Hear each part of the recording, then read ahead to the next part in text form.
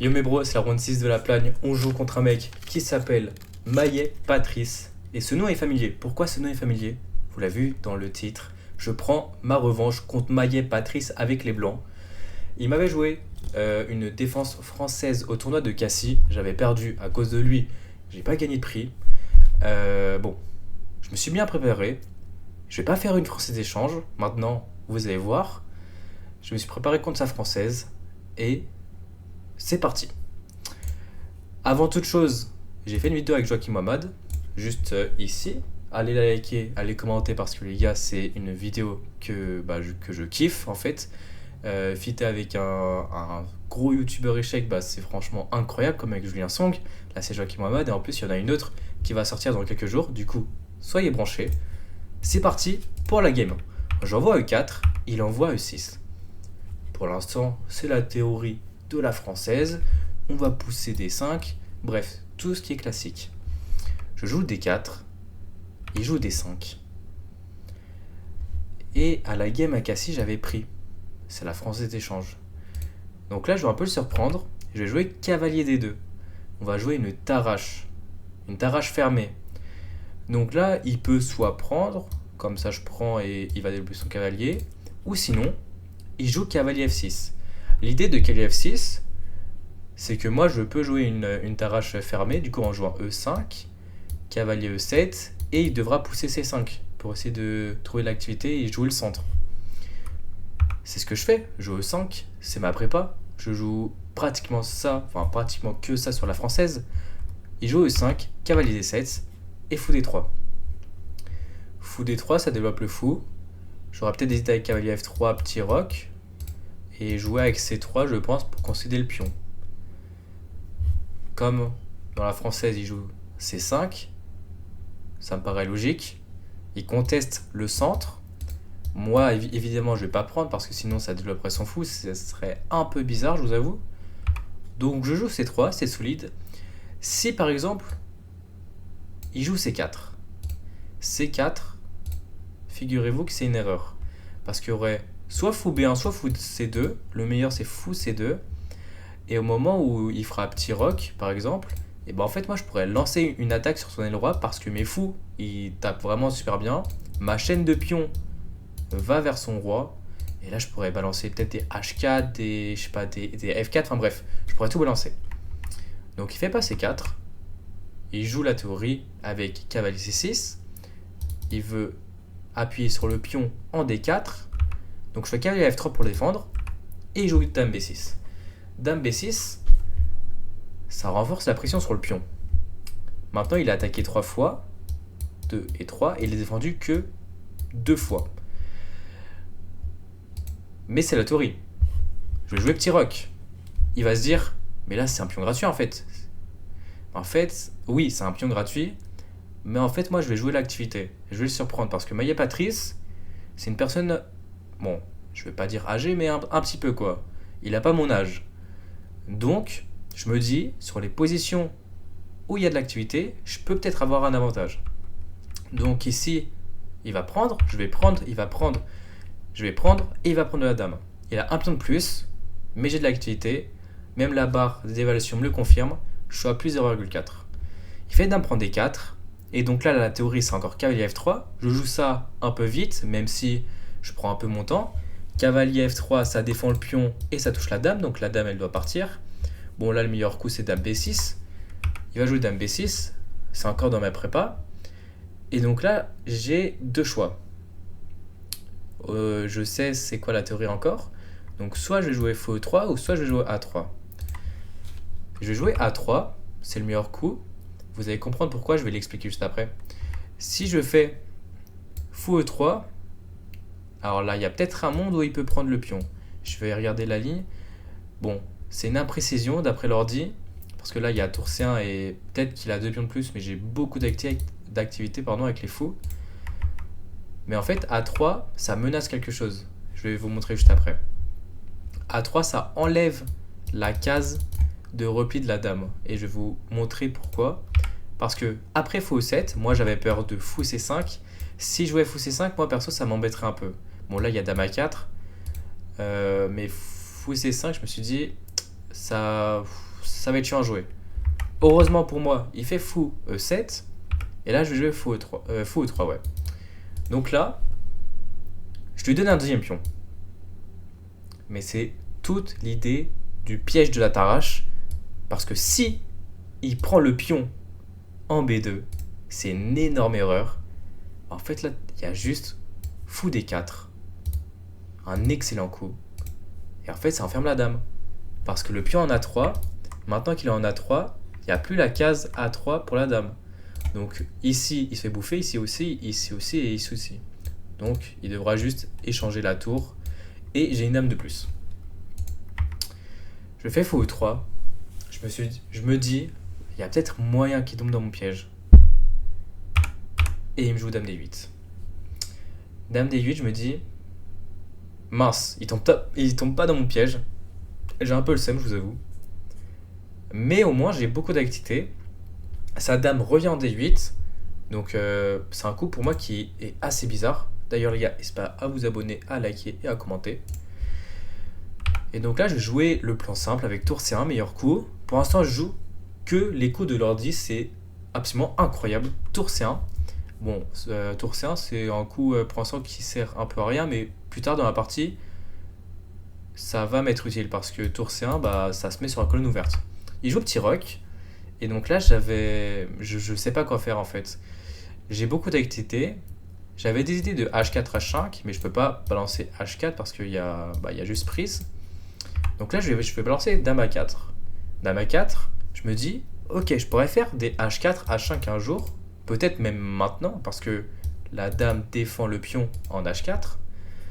Et donc là, je me dis, en fait, Dame H4, ça menace Dame G4. Et Dame G4, en fait, je vais tout balancer en fait. Je vais balancer des fous H6, peut-être des sacrifices en H7, enfin bref.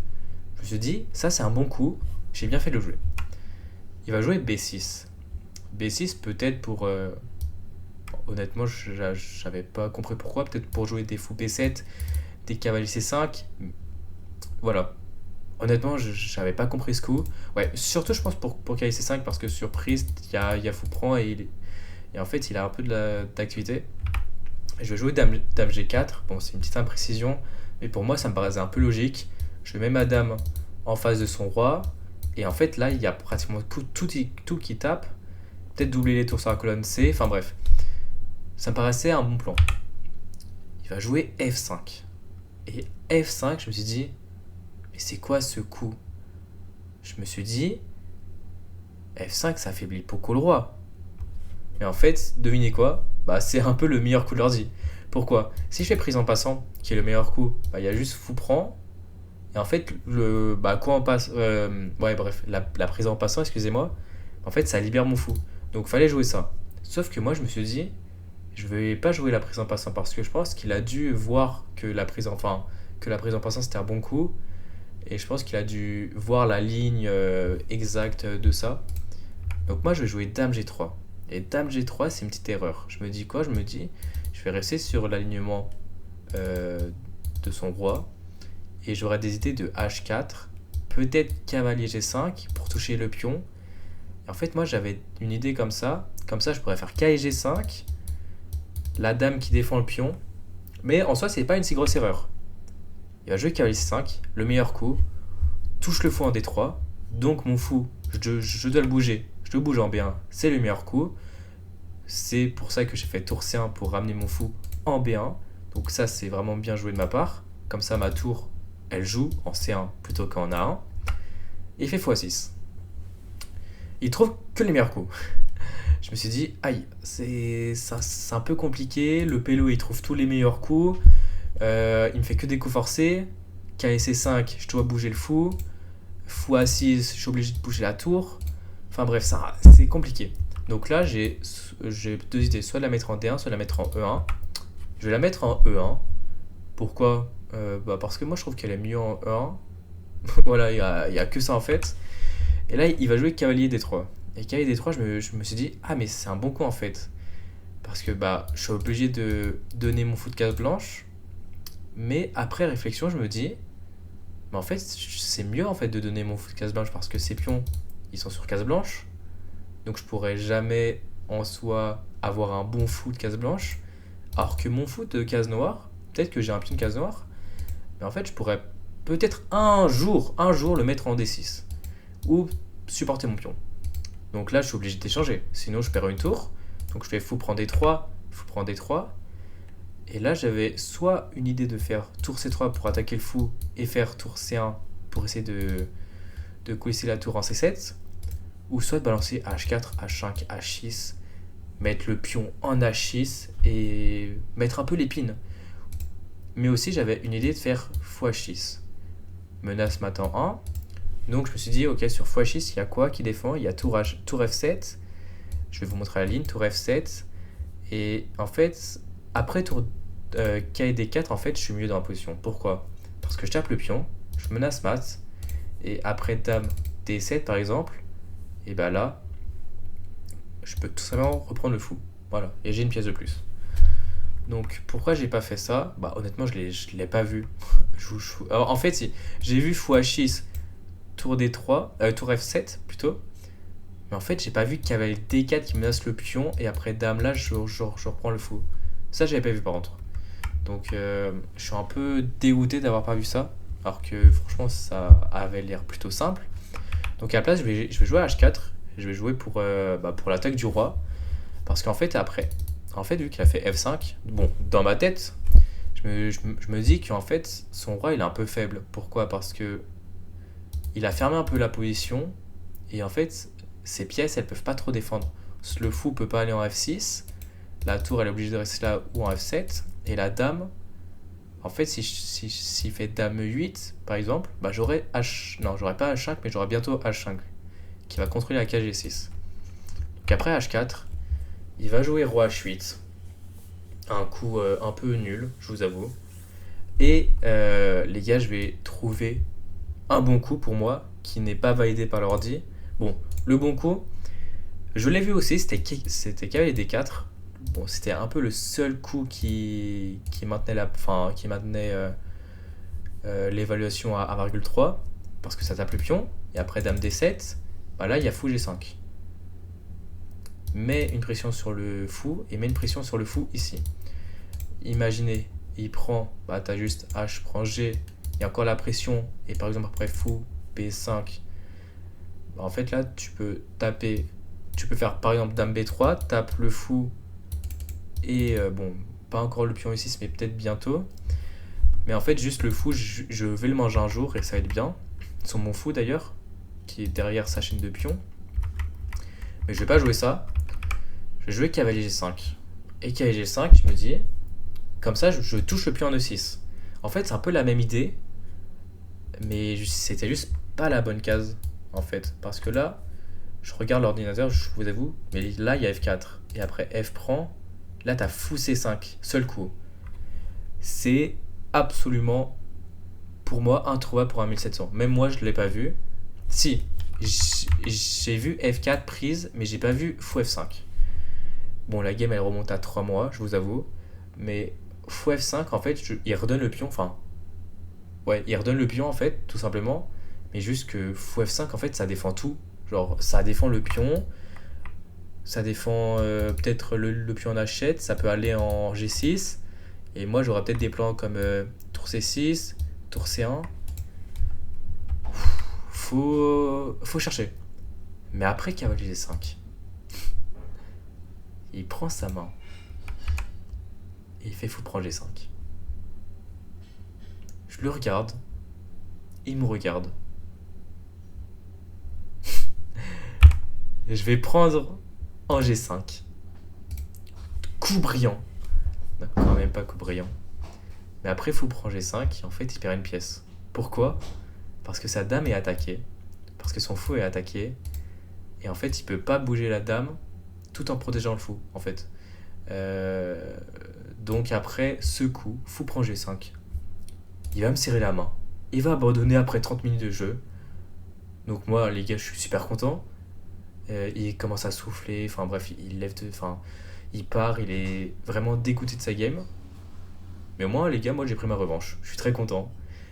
Du coup, là, je crois qu'on remonte à 3,5 sur 6, si je dis pas de bêtises. Bon, ça remonte un peu à 3 mois. Demain, je joue contre. Enfin, bref, à la ronde 7, je joue contre une personne qui est 1800. J'espère que vous avez kiffé la vidéo. On va analyser la partie. On va mettre le passage en revue. Attendez, on va mettre les coups. Hop, voilà. J'ai joué une game à 89% les gars. Honnêtement, une très très très bonne game. On va passer les coups. Mais tout ça, c'est de la théorie que moi je connais. A3, là, même s'il y a un plus de moi, c'est la théorie. Dame A4, c'est bien. Dame G4, c'est bien aussi. Ouais, juste Dame G3, c'est pas très ouf. J'aurais dû prendre en passant, comme ça le fou taperait le pion en achète. Il joue très bien pour l'instant. Ouais, juste cavalier D3, bon, c'est pas ouf. H4 aussi, c'est pas ouf. KSG5, c'est un coup manqué, même si la position elle reste un peu égale pour moi. Et le fou prend G5. C'est magnifique, il donne la pièce en 1. Voilà. Bref. J'espère que vous avez kiffé. Abonnez-vous, likez et on se retrouve pour la round 7 de la plane les gars. Tchuss.